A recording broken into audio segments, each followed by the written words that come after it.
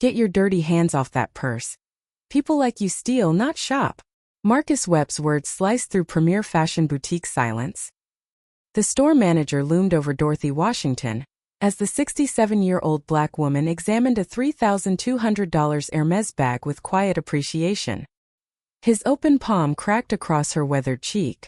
Dorothy stumbled backward, her navy cardigan snagging on crystal displays. The designer bag tumbled from her hands, crashing beside her scattered belongings. Worthless old thief. Webb kicked her Patek Philippe watch across marble tile. Business cards marked Washington Holdings slid beneath silk scarves. Her phone buzzed insistently. Goldman Sachs Private Banking. Fourth missed call. 23 shoppers stood frozen in horror. Teenagers lifted phones instinctively.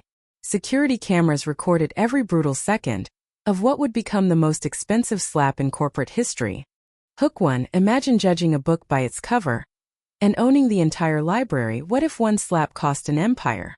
Dorothy touched her bleeding lip, studying crimson on trembling fingers. Her voice emerged unnaturally calm. Are you absolutely certain about this decision? Have you ever watched someone destroy their entire world with a single moment of hatred? 17-year-old Zoe Lane had been filming a makeup tutorial when the commotion started. Now her Instagram live captured something far more explosive. Oh my God, guys, this manager just slapped an elderly black woman. Her phone shook as viewer count jumped from 12 to 2,347 in 30 seconds. This is actually happening at Premier Fashion in Manhattan. The red welt on Dorothy's cheek bloomed like a crimson flower. She knelt slowly, gathering her belongings with methodical precision, while Webb stood over her, arms crossed in satisfaction. You saw her trying to steal, he announced to the boutique. These people always think they can get away with it. A middle-aged white woman clutched her pearls. I wondered why she was in here. Her voice carried the casual cruelty of assumed superiority. They should check her bag. Hook 2. But what if the thief held the keys to their jobs, their store, their futures? Stay tuned, you won't believe the twist that went viral. Dorothy's fingers found her first-class boarding pass among the scattered items. The gold lettering read, Washington Dorothy, Private Jet Service. She folded it carefully, sliding it into her cardigan pocket. Ma'am, you need to leave immediately. Assistant manager Karen Phillips emerged from behind the counter, her voice dripping with false authority. We don't tolerate shoplifting. I haven't stolen anything, Dorothy replied quietly, retrieving her Black American Express Centurion card from beneath a silk scarf.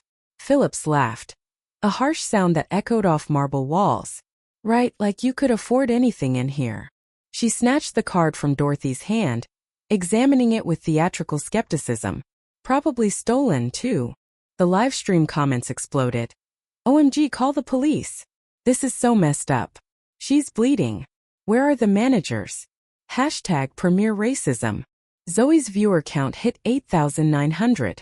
She'd never seen anything go viral this fast. Jennifer? It's Dorothy. Every head turned. Dorothy had somehow retrieved her phone, speaker volume high enough for the entire boutique to hear. Caller ID. Goldman Sachs Private Banking. I'm running a few minutes late for the board meeting. Something unexpected came up at the Premier Fashion location. Webb's confident smirk faltered. The timing felt wrong, too convenient. But old women made up stories when cornered. Everyone knew that. Mrs. Washington.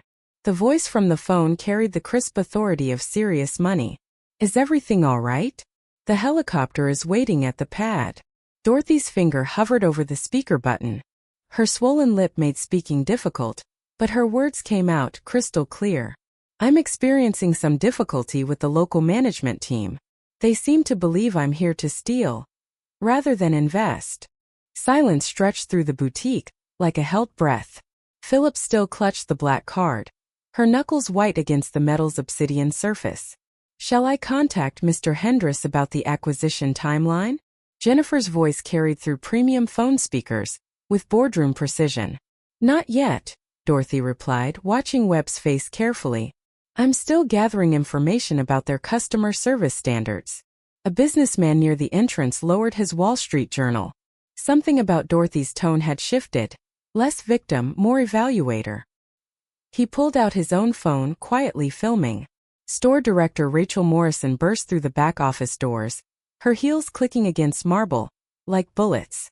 She surveyed the scene. Dorothy on her knees, blood on her lip, items scattered across the floor, 20+ customers with phones raised. What happened here?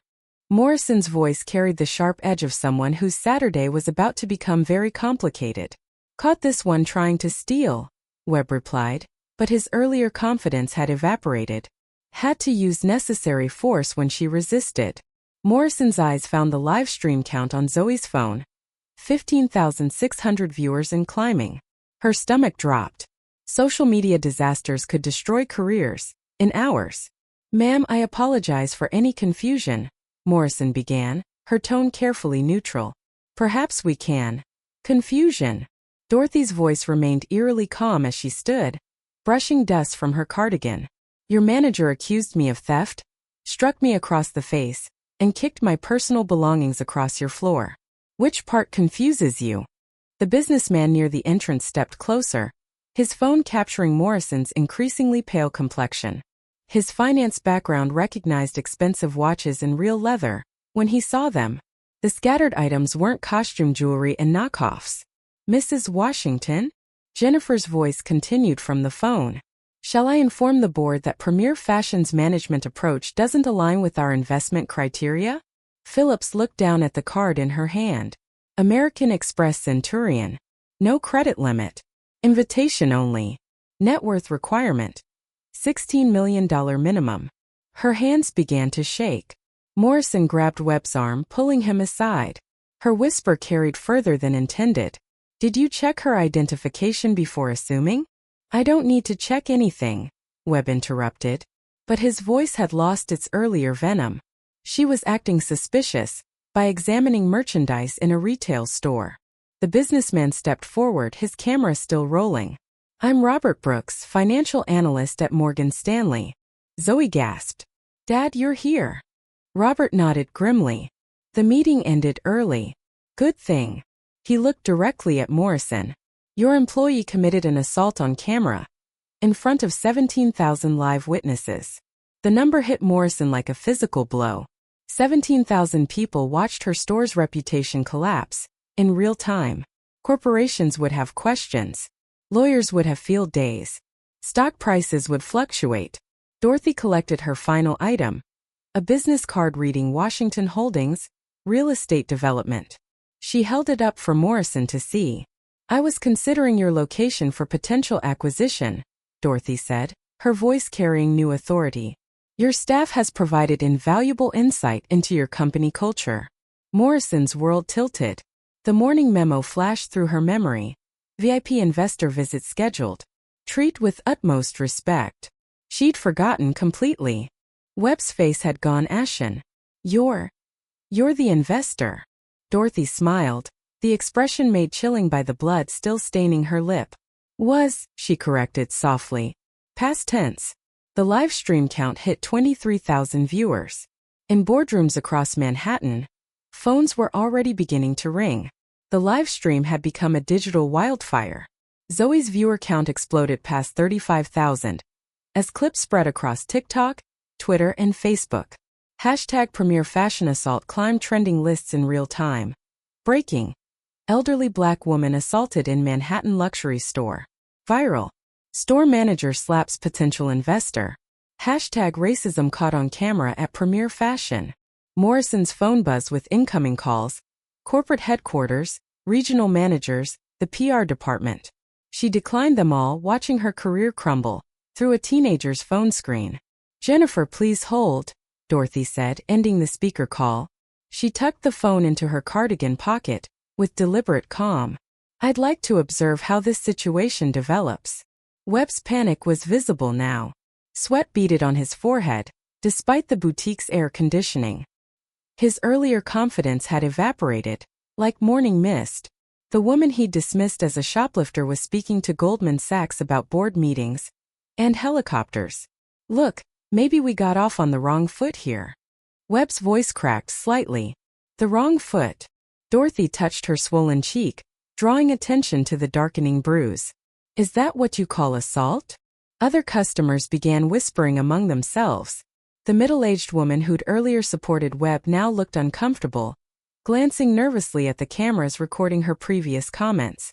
"I think there's been a misunderstanding," she said quietly to her companion, trying to distance herself from the escalating situation. Security guard Thomas Williams approached, cautiously. 23 years on the job had taught him to read situations. This one screamed lawsuit. The elderly woman's composure unnerved him, more than screaming would have. "Ma'am, do you need medical attention?" His voice carried genuine concern. "Thank you, Thomas." Dorothy read his name tag with surprising familiarity. "I appreciate your professionalism. You're the only employee here who's shown basic human decency." Williams blinked. How did she know his name? They'd never met. Something about her tone suggested familiarity with his employment record. Phillips still clutched the Centurion card, her hands trembling visibly. "This has to be fake," she whispered to Webb. "Old black ladies don't have cards like this. The credit limit alone." "Give it back," Morrison hissed, her voice tight with growing panic. "Now." But Phillips had entered full meltdown mode. The implications of the card were sinking in, and denial felt safer than acceptance. "She's probably some kind of professional scammer. They trained them to act all dignified and sophisticated, to fool people." "And what?" Dorothy's voice cut through the whispers like a blade. The boutique fell silent. Every phone camera swiveled toward Phillips, who realized her words had carried much further than intended. 20 devices captured her stammering response. I didn't mean." "Please continue."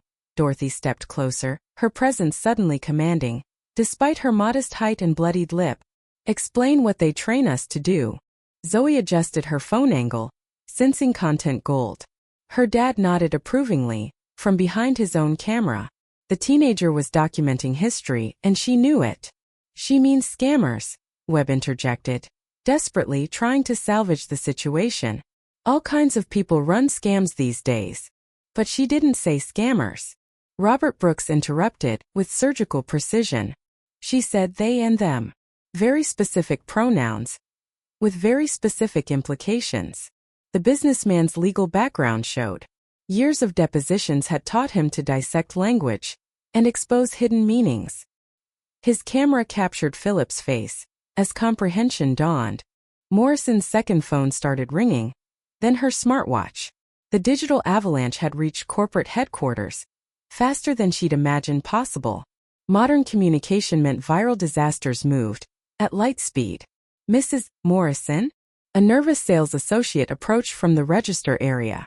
"Channel 7 News just called the store line. They want a statement about the hashtag Premier Fashion Assault video." The words hit Morrison like physical blows. News stations. This had jumped from social media to mainstream media coverage in under an hour. Corporate nightmare scenarios didn't move this fast in training seminars. "Tell them no comment." She managed, her voice barely above a whisper. "They said they're sending a crew anyway. 10 minutes. Dorothy smiled slightly, the expression made unsettling by the dried blood at the corner of her mouth. How thorough of them. Her phone buzzed with a text message, visible to everyone nearby. "Board helicopter ready for immediate departure. Weather clear for Manhattan landing." J. Webb's last shred of hope evaporated. Real helicopters. Real board meetings. Real consequences for his assumptions. I'm actually what, Mr. Webb?" Dorothy's tone remained conversational, almost gentle. "Please finish your thought. I'm curious what you think I actually am." The store manager's mouth opened and closed soundlessly. Everything he'd believed about this woman was crumbling. The modest clothing, the careful way she'd examined merchandise, her quiet dignity, none of it fit the stereotypes he'd built his worldview around. "The police are here," someone announced from the entrance. 2 NYPD officers entered, surveying the scene with professional caution. The older officer, Sergeant Martinez, immediately noted the cameras, the blood on Dorothy's lip, and the tension crackling through the expensive air. "We received multiple reports of an assault," Martinez announced, his voice carrying decades of authority. "False alarm," Webb said quickly, desperation creeping into his voice. "Just a customer service misunderstanding." Excuse me, Dorothy interrupted politely. Officers, I'm Dorothy Washington. This man struck me across the face, approximately 20 minutes ago. The incident was recorded by multiple witnesses and is currently broadcasting live to over 40,000 viewers. She gestured toward Zoe's phone, still streaming to an audience that continued growing exponentially. Martinez examined Dorothy's face with practiced eyes. The swelling was consistent with an open-handed slap. Fresh blood on her lip now dried. No defensive wounds, suggesting she hadn't fought back or escalated the violence. Sir, I need to see some identification, Martinez addressed Webb directly. This is harassment, Phillips interjected, her voice shrill with panic. She was shoplifting. We had every right. Ma'am, I didn't ask you. Martinez's tone carried decades of street authority. And assault isn't justified by suspected shoplifting. Sir, identification now. Webb fumbled for his wallet, hands shaking so badly he nearly dropped it twice. Morrison stepped forward, corporate damage control instincts finally kicking in, despite her shock. Officers, I'm Rachel Morrison, store director. Perhaps we can handle this matter internally, through our corporate channels. Ma'am, assault is a criminal matter. The younger officer, Patrolman Rodriguez, replied firmly. We don't handle criminal matters internally. That's what courts are for. Dorothy's phone rang again. She answered on speaker, volume deliberately high enough for everyone to hear. Dorothy, this is Charles Hendress. The voice carried the unmistakable authority of a corner office. I'm watching the live stream with the board. Are you seriously injured? Hendress. Morrison's blood turned to ice water. Charles Hendress, CEO of Lux Retail Group, Premier Fashion's parent company. The man who could end careers with a single email. I'm fine, Charles, Dorothy replied with remarkable calm. Your Manhattan store has provided quite an educational experience in customer relations. I'm en route by helicopter, Hendress said, his voice tight with barely controlled fury. Don't move. Don't leave. We'll handle this immediately. The call ended. Silence stretched through the boutique, like a death shroud. Webb's face had gone gray. That was actually the CEO. Dorothy nodded pleasantly. Charles and I serve on several charity boards together. Columbia University Trustees, Metropolitan Museum. Lovely man, though he has quite a temper when his companies embarrass him publicly. Phillips dropped the Centurion card. It clattered against marble flooring, like a gunshot in the silence. Rodriguez picked up the card, examining it with professional interest. American Express Centurion. These require $16 million minimum net worth. An invitation only. Very exclusive. Probably stolen, Webb whispered, desperately grasping at his last straw. Martinez pulled out his radio. Dispatch, I need a credit verification on Dorothy Washington. I also need a background check and verification of American Express Centurion card holder status. No need, officer, Dorothy said quietly.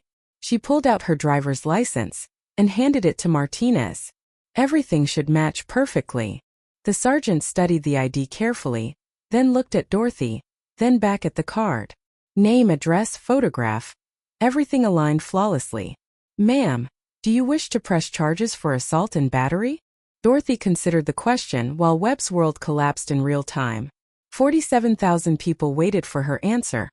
The live stream audience growing by hundreds. Every minute. Yes, she said simply. I absolutely do. Martinez turned to Webb, with the mechanical precision of a man who'd made thousands of arrests. Sir, you're under arrest for assault in the 3rd degree. You have the right to remain silent. Anything you say can and will be used against you in a court of law. The Miranda rights echoed through Premier Fashion as handcuffs clicked around Webb's wrists. The sound seemed to break some kind of spell. Customers who'd been frozen in fascination suddenly remembered they had phones, lives, appointments elsewhere. But none of them left. This was better than television. Phillips watched her boss transform from authority figure to criminal in 60 seconds. Her own hand still trembled as she stared at the Centurion card lying on marble like an accusation. Wait, she whispered, her voice barely audible above the commotion. Wait, this can't be real. Rodriguez began photographing the scene for evidence. While Martinez processed Webb, the live stream count hit 52,000 viewers. Comments flooded past, faster than human eyes could follow. Justice served. Billionaire revenge. Karen is next. This is beautiful. Morrison's phone rang again. This time she answered. Rachel. The voice belonged to David Park, Regional Operations Director. What the hell is happening at your location? Corporations are losing their minds. Sir, we have a situation. A situation? You have a goddamn viral video showing our employee assaulting a customer. The board is watching this live. Morrison moved away from the cameras, but Dorothy's enhanced hearing caught every word. Corporate boards didn't typically monitor individual store incidents, unless something catastrophic was unfolding. Who is she? Morrison whispered into the phone. Who is Dorothy Washington? The question hung in recycled air like incense. Dorothy's phone buzzed. She glanced at the screen. Charles E. 3 minutes. Prepare for full disclosure. She smiled, the expression transforming her weathered features into something almost predatory. Officers, she said pleasantly, before we proceed further, I should probably provide some context. Martinez looked up from his paperwork. Ma'am, I haven't been entirely forthcoming about my relationship with this establishment. Dorothy reached into her cardigan, withdrawing a leather portfolio that had somehow survived the assault. Mr. Webb and Ms. Phillips made assumptions based on my appearance. I thought it might be educational to let those assumptions play out. She opened the portfolio, revealing documents that made Morrison's knees buckle. Washington Holdings owns 67% of Lux Retail Group, Dorothy announced calmly. Lux Retail Group owns Premier Fashion. Transitively, I own this store. The silence was deafening. Zoe's phone nearly slipped from her trembling hands. Dad, did she just say she owns the company? Robert confirmed, his financial analyst brain processing the implications at light speed. Holy, she owns the entire company. Phillips made a sound like a deflating balloon. Webb, still in handcuffs, turned ashen. More specifically, Dorothy continued, her voice taking on the crisp authority of a boardroom presentation. Washington Holdings controls $340 million in corporate debt for Lux Retail Group. We hold the primary mortgages on 47 store locations, including this one. We also manage the pension fund for your employees. Morrison's phone slipped from nerveless fingers, clattering to the floor. In layman's terms, Dorothy explained to the officers who looked increasingly bewildered. I have the legal authority to close this store, terminate every employee, and call in debts that would bankrupt the entire chain within 72 hours. Rodriguez stopped taking photographs. Ma'am, are you saying you could shut down all of it? Dorothy confirmed. 47 locations, 1,200 employees gone. The live stream comments exploded into digital chaos. Viewer count approached 60,000. News outlets were already running breaking news banners. Billionaire owns company that assaulted her. But why? Phillips whispered, her voice cracking. Why didn't you say something? Why let us? Because, Dorothy replied. I wanted to see how you treat customers you perceive as inferior. I needed to understand the culture you've created. In my stores. She gestured to her swollen cheek, the dried blood, the scattered belongings that revealed her true status, only to those who knew how to look. Every year, Washington Holdings conducts surprise evaluations of our retail investments. We send mystery shoppers to assess customer service, employee behavior, and company culture. Dorothy's smile turned razor-sharp. Today, I was the mystery shopper. Webb made a strangled sound through the handcuffs. The dress code was deliberate, Dorothy continued, almost lecturing now. Modest clothing, comfortable shoes, careful examination of merchandise. I wanted to present as someone you might stereotype, as unable to afford luxury goods. Morrison found her voice. You planned this. I planned to observe, Dorothy corrected. You planned the assault. You planned the discrimination. You planned the humiliation. I simply documented it. She pulled out her phone, showing the screen to the officers. I've been recording audio since I entered the store. Everything is documented. Every slur, every assumption, every violation of basic human dignity. The helicopter's approach became audible, a distant thrum that grew steadily louder. Through the boutique's windows they could see news vans arriving, reporters setting up cameras. "Mrs. Washington," Martinez said carefully, "are you saying this was some kind of sting operation?" "Corporate evaluation," Dorothy replied. "Though it became a criminal matter, the moment Mr. Webb chose violence over professionalism." The helicopter noise intensified. Through the skylight they could see it beginning to descend toward the building's roof landing pad. Phillips sank into a nearby chair, her face buried in her hands. "My career is over. My life is over." "Your career ended the moment you chose cruelty over kindness," Dorothy replied, without sympathy. "Your life? That's up to you. But you'll never work in retail again." Morrison's second phone started ringing. Then her smartwatch, then the store's landline. The corporate avalanche had become a tsunami. "How much power do you actually have?" Rodriguez asked, his curiosity overcoming protocol. Dorothy considered the question. "Washington Holdings is worth $2.3 billion. We own commercial real estate in 48 states, residential developments in 67 cities, and retail partnerships with 112 major brands." She paused, letting the numbers sink in. "Premier Fashion represents approximately 8% of our retail portfolio. Losing it would be inconvenient, not catastrophic. For you, however." She shrugged eloquently. The helicopter was directly overhead now, its rotor wash visible through skylights. As it settled onto the landing pad, "Charles is here," Dorothy announced unnecessarily. "He's going to want explanations. I'd suggest you prepare honest ones." Webb, still handcuffed and facing criminal charges, finally found his voice. "Why? Why destroy us like this? We're just working people trying to make a living." Dorothy studied him, with the patience of someone who'd spent decades evaluating human character. "You struck a 67-year-old woman across the face because you assumed she was beneath you. You used racial slurs because you thought no one with power would care. You kicked my belongings and called me worthless because you believed there would be no consequences." She stepped closer, her voice dropping to a whisper that somehow carried to every corner of the boutique. "I didn't destroy you, Mr. Webb. I simply removed the protection you thought you had. You destroyed yourself the moment you chose hatred over humanity." The helicopter's engines wound down. Heavy footsteps echoed from the stairwell, leading to the roof access. Charles Hendress was coming, and Dorothy Washington, mystery shopper, assault victim and owner of everything Webb had thought he controlled, waited with the patience of someone who held all the cards. The real show was about to begin. The stairwell door burst open with corporate fury. Charles Hendress entered like a financial hurricane. 6 feet 2 inches, silver-haired, wearing a hand-tailored suit that cost more than most people's cars.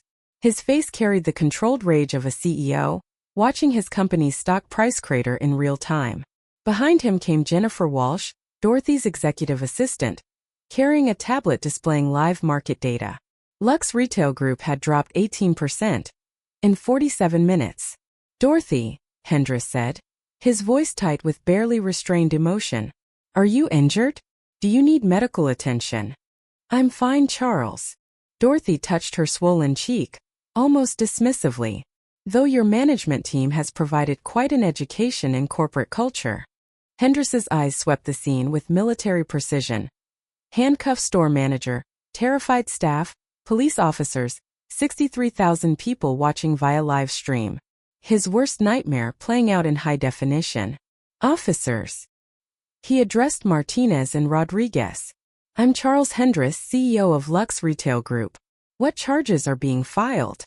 "Assault in the 3rd degree against Mr. Webb," Martinez replied. "Mrs. Washington has also indicated potential theft charges against Miss Phillips." Hendress turned to Phillips, who was still clutching Dorothy's Centurion card, like a lifeline. "You took her credit card." I thought it was stolen," Phillips whispered. "You thought a 67-year-old woman stole an American Express Centurion card, requiring $16 million minimum net worth?" Hendress's voice carried the precision of a cross-examination. Phillips had no answer. Jennifer approached Dorothy with professional efficiency.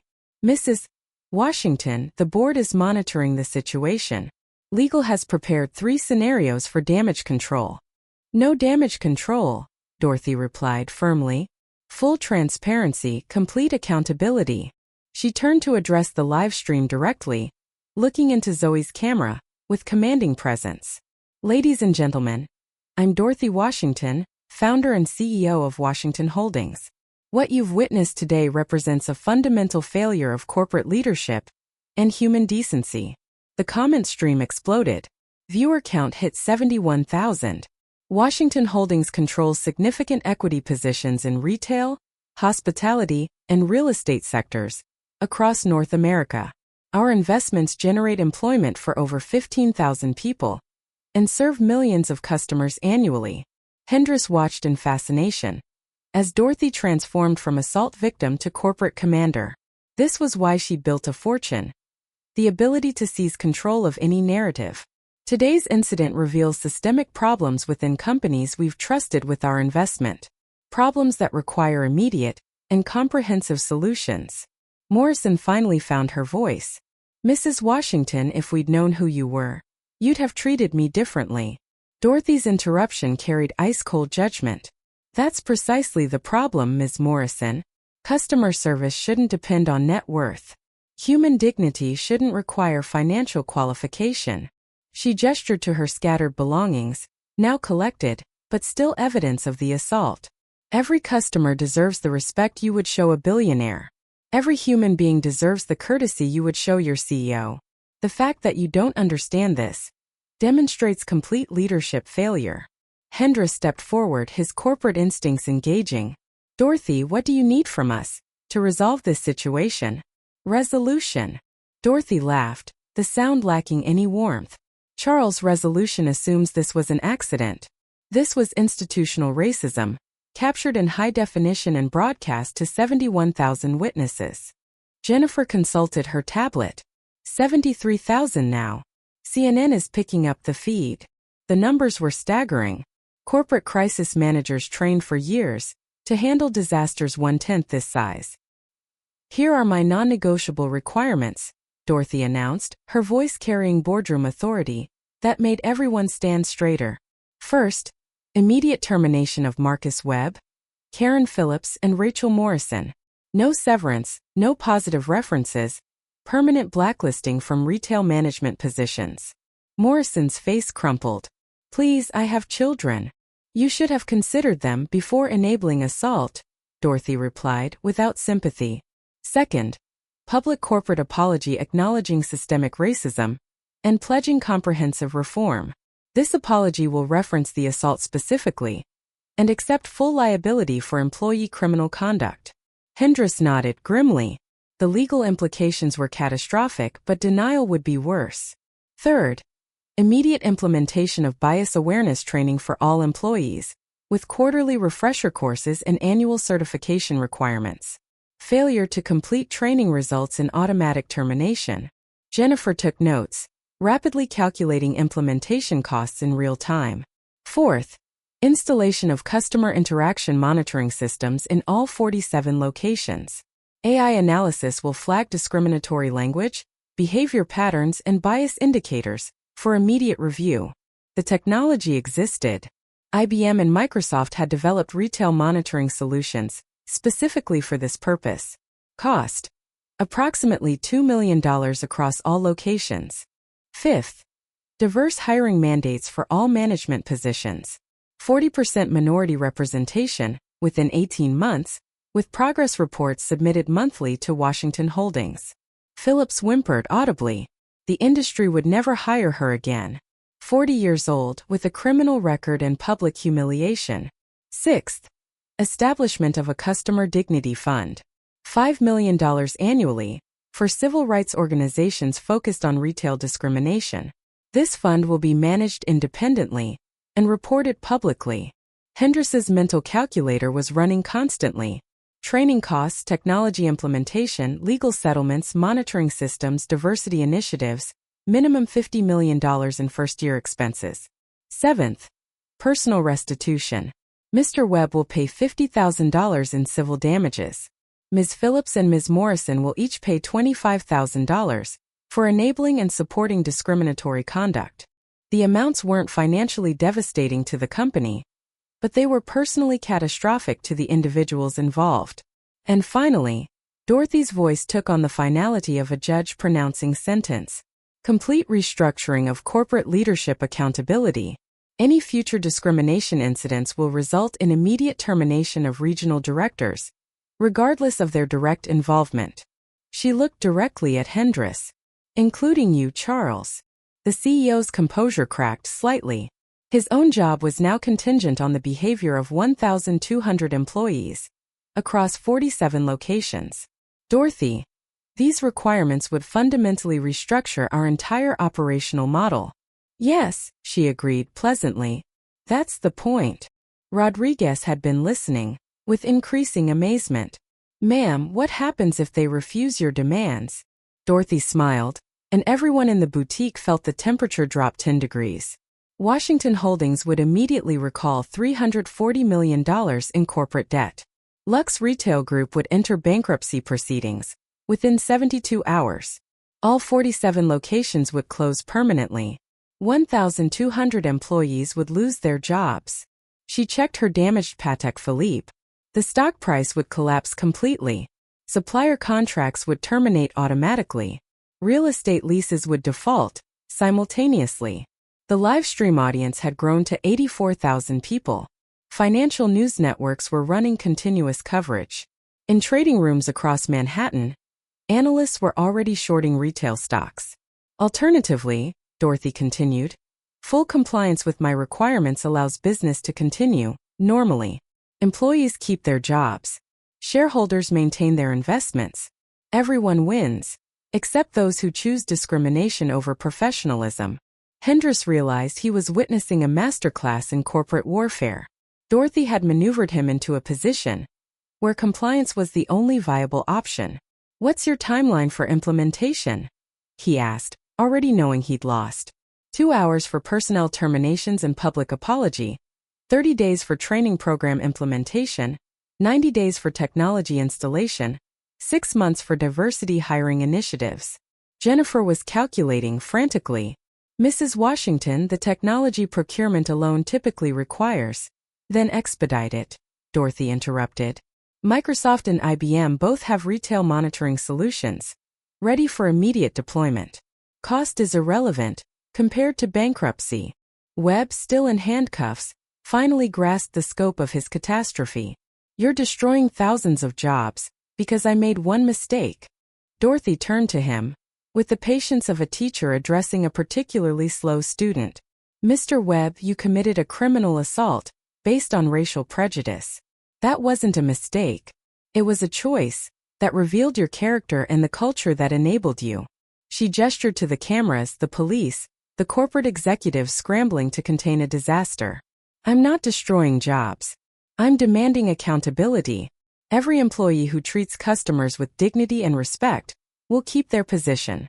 Only those who choose discrimination will face consequences. The helicopter's engine started spinning up again, preparing for departure.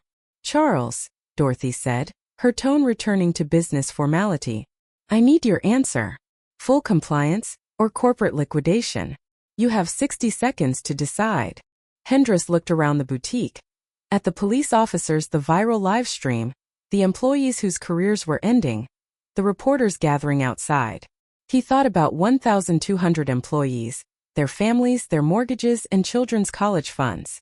He thought about shareholders, pension funds, and investment portfolios. He thought about Dorothy Washington's reputation for never bluffing. Full compliance, he said quietly. Dorothy nodded with satisfaction. Excellent choice. Jennifer will coordinate implementation details with your legal team. She collected her belongings with dignified precision, then paused at the boutique entrance. Ladies and gentlemen, she addressed the live stream audience, one final time. What you've witnessed today proves that accountability is possible. Justice may be delayed, but it doesn't have to be denied. The viewer count had reached 91,000 people. Change begins when we refuse to accept hatred as normal. It succeeds when we demand better from those who serve us.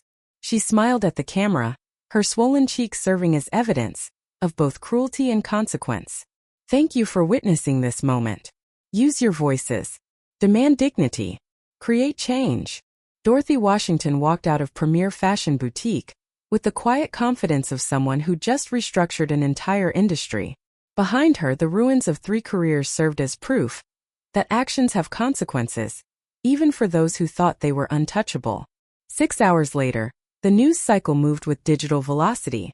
By sunset, Dorothy's assault had become the lead story on every major network.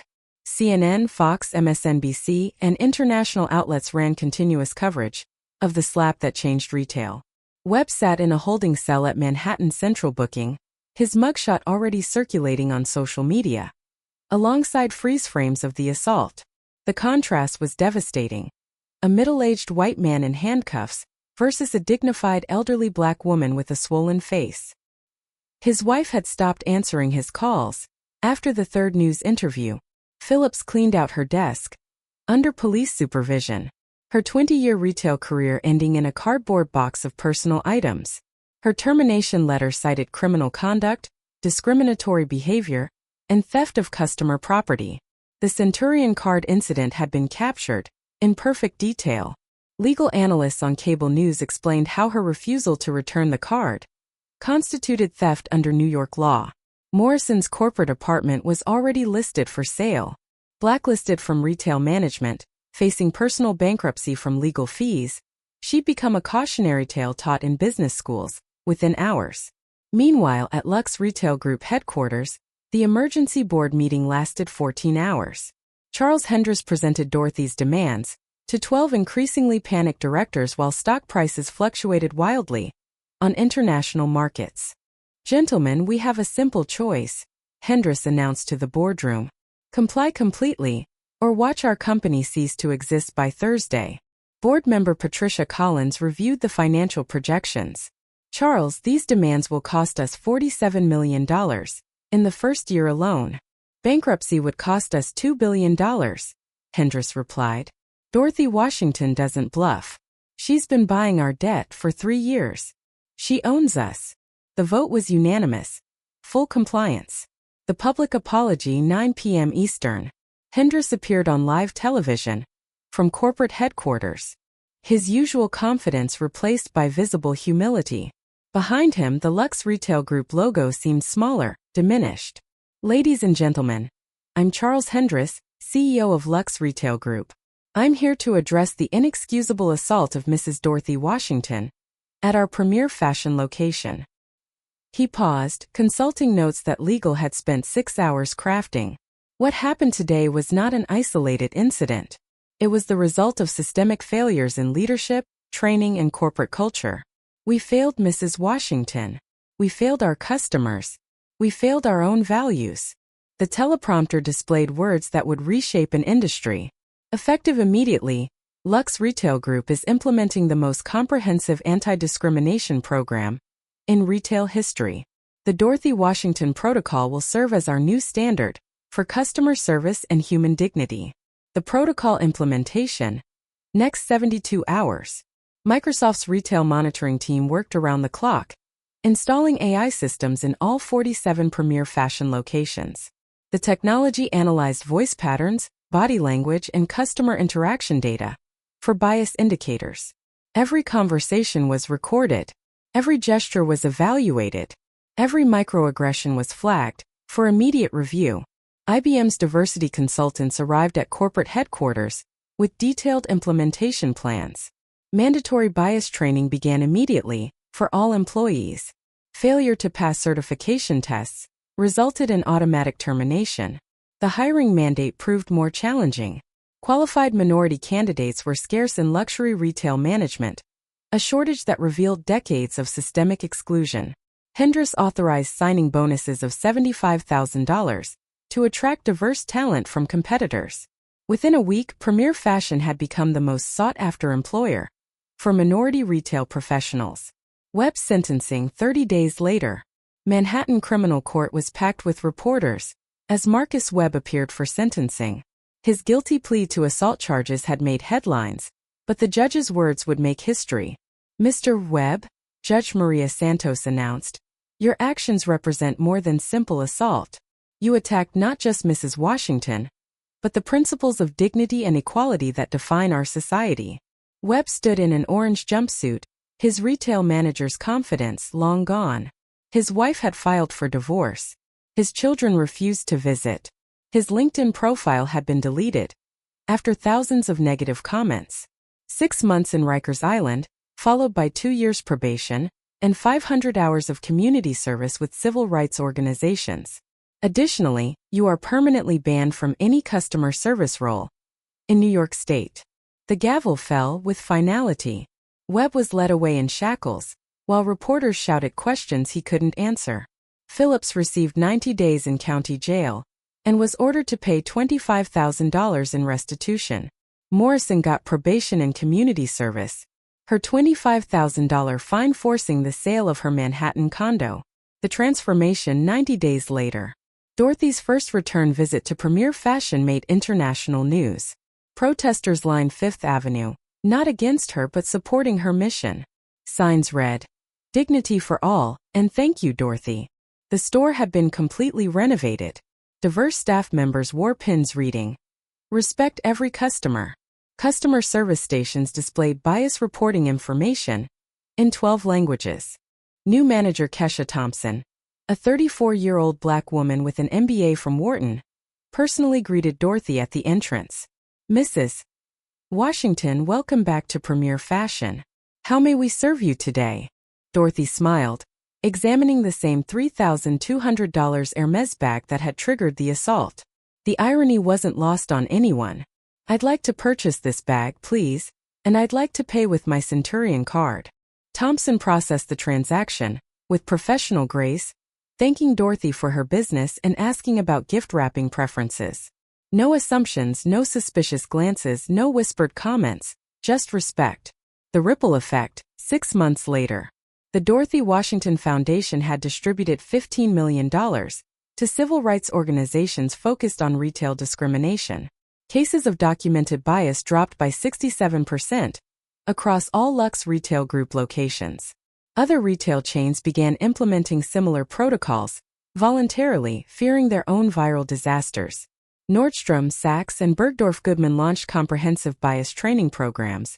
Business schools added the Premier Fashion case study to their curricula. Dorothy regularly spoke at Columbia, Harvard, and Wharton about ethical leadership and corporate accountability.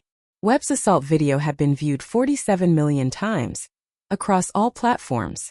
His name became synonymous with the consequences of discrimination, a cautionary tale told in diversity seminars worldwide. The personal cost and victory. Phillips worked at a grocery store in Queens. Her retail management career permanently ended. She'd lost her apartment, her savings, and most of her friends. The viral video followed her everywhere. Morrison moved to Portland, taking a job at a nonprofit focused on homelessness. The work was meaningful, but paid 60% less than her previous salary. She'd learned painful lessons about complicity and consequences. Webb was released after serving 4 months of his sentence. He found work in construction. His retail career forever closed. The assault conviction made employment difficult, but some contractors gave second chances. Dorothy kept the Hermès bag in her office, as a reminder that justice, while sometimes delayed, could still be served. The $3,200 purchase had cost a fortune in reputation damage, but had bought something priceless: systemic change. Her assistant Jennifer calculated the total impact. 47 stores reformed, 1,200 employees retrained, millions of customers served, with new dignity protocols. One slap had changed an industry. One woman's refusal to accept hatred had transformed corporate America. The mathematics of justice proved simple. Actions have consequences, even for those who think they're untouchable. 1 year later, Dorothy Washington sat in her corner office, overlooking Central Park. The same Hermès bag displayed on her credenza, like a trophy. The scar on her cheek had faded to an almost invisible line, but its impact would last forever. Her phone buzzed with a news alert. Premier Fashion reports record diversity metrics. Customer satisfaction scores hit all-time high. The transformation had exceeded every projection. Employee retention improved 43%. Customer complaints dropped to near zero. Stock prices had recovered and climbed beyond pre-incident levels. More importantly, copycat reforms had spread across retail. Target, Walmart, and Macy's had implemented similar dignity protocols. The Dorothy effect had become industry standard. Webb had found work in construction, his assault conviction making most jobs impossible. He'd written her a letter of apology that she'd never answered. Some lessons came too late. Phillips managed a small boutique in New Jersey. Her dreams of luxury retail forever ended. She'd learned humility the hard way. Morrison ran a homeless shelter in Oregon, finding purpose in serving those overlooked by society. Perhaps that was justice too. Dorothy's foundation had expanded internationally, fighting discrimination in retail spaces across 6 continents. One viral moment had become a global movement. Her philosophy remained simple. Dignity isn't negotiable. Respect isn't conditional. Change happens when we refuse to accept hatred as normal. Your turn to act. Have you witnessed discrimination in retail spaces? Share your story in the comments below. Your voice amplifies this movement. Subscribe to Tailverse Studio for more stories of quiet power transforming unjust systems. Hit that notification bell to never miss stories of everyday heroes creating extraordinary change. Because every act of injustice contains the seeds of systemic transformation, and sometimes the most powerful weapon against hatred is simply refusing to be silent. Share this story. Create change.